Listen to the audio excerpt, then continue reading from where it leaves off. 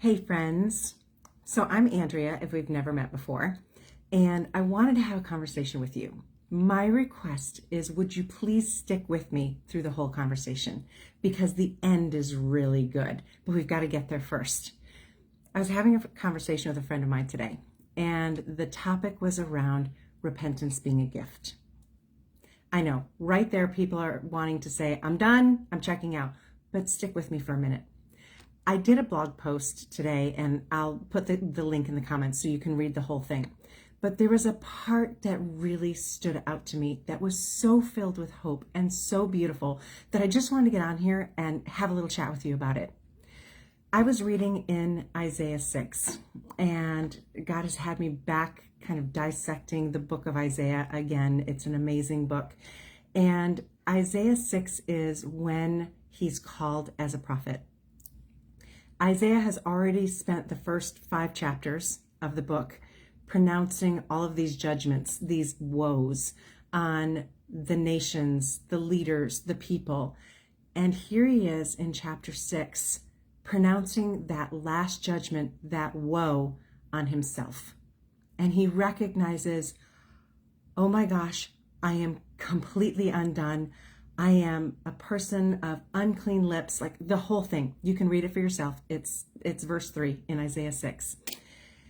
And what I love about that moment is that even though Isaiah had said all of these things to others, he allowed God's light to shine on him and reveal to him the ways that he had fallen short, missed the mark, the ways that he had personally sinned.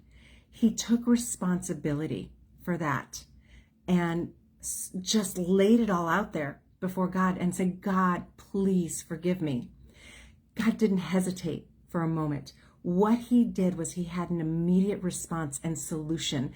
And in that moment, he had an angel take the coal from the altar, and he cleansed Isaiah's lips and took away all of the sin and the iniquity that Isaiah had brought before him. What stood out to me so powerfully was that God didn't first list off all the things that Isaiah had done wrong. He wasn't keeping this record and being like, okay, you did this and you did this, and look how awful you were with this. God never brought that up. What he did was he immediately responded, as I said, with that solution. And that's how God responds to each one of us when we come before him and we're like, oh my gosh, I messed up.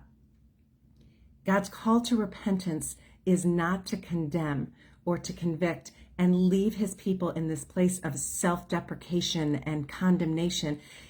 God's response ultimately was to send his son Jesus to provide that way for us to be forgiven and restored to that right relationship with him.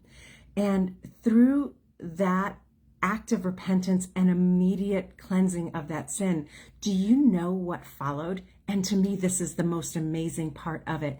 Immediately, God didn't wait until Isaiah was completely transformed and things were like all perfect and right with Isaiah.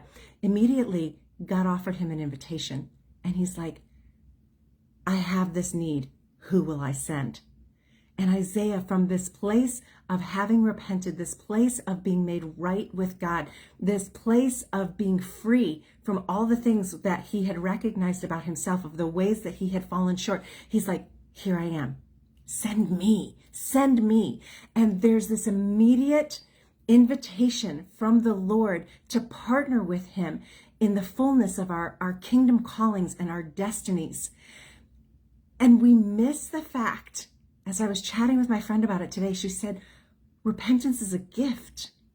We miss the fact that repentance is this gift that then springboards us into the fullness of our callings and our destinies, not held back, not burdened by anything, but able to move forward with power, with authority, with freedom in knowing who we are and whose we are, and the love that God has for us, despite anything that we may have done or left undone, despite who we may not be yet, because God sees who we are in truth, and he allows us that time of becoming in partnership with him as we are already walking out in the fullness of our callings and destinies with him. And he continues to bring us from glory to glory in that. And so more and more and more, I am seeing the power of repentance and the need for it. And if we would embrace repentance as the gift that it is, we are going to be propelled into the most amazing places with him. And we're going to do the most incredible things on the earth in partnership with him. Repentance is not a bad thing. Repentance is a gift. Now, I shared a lot more in the blog post beyond that, but I wanted to just hop on here for a couple of minutes and talk about this one aspect, because I just sense the heart of the Lord on this in wanting to offer this as a gift to us.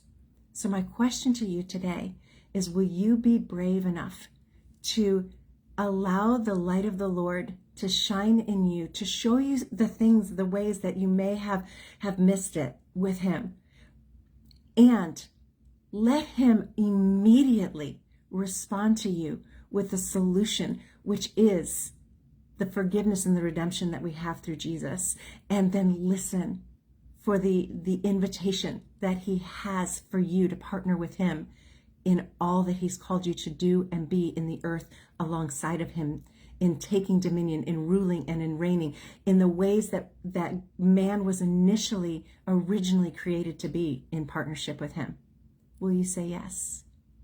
Because it's a beautiful gift. So I'm inviting you to have that conversation with him. I'm inviting you to grab hold of that gift and walk that out with him. What does that look like for you? If you need someone to walk with through this, reach out to me. I would love to pray with you. I would love to walk with you in it. And until then, I am blessing you, my friend, and reminding you of just how much you are loved by him. Have a great day.